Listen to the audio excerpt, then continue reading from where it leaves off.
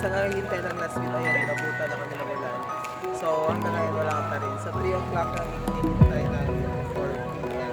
Kasi yun yung high tide nila.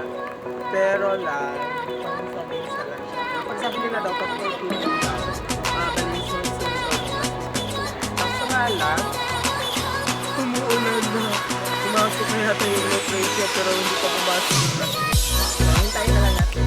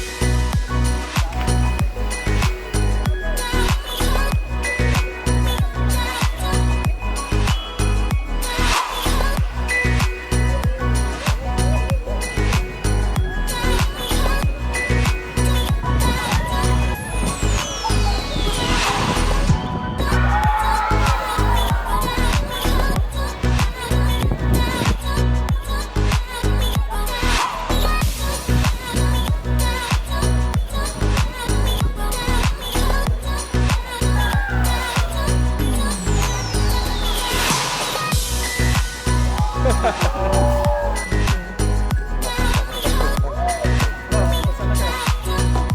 sama ko. Yan. Ganito yan. At isa pa po, hindi lang po local ang nandito. Dinadayo din po siya ng mga foreigner. So makikita nyo rin po sa previous na mga videos.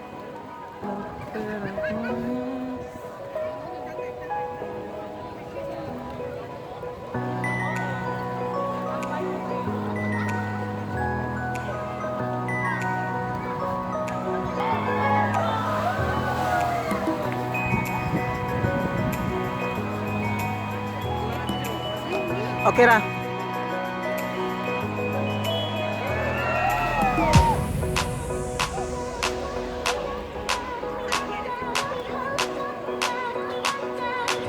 Again guys, during stormy season, bali nag-create siya ng wave to waterfalls.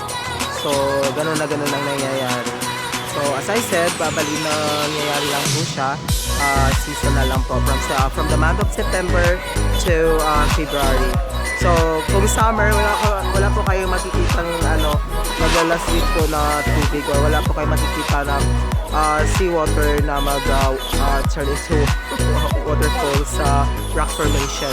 So, again, dapat yung mga months na yon, yun lang ang dapat ipunta nyo din.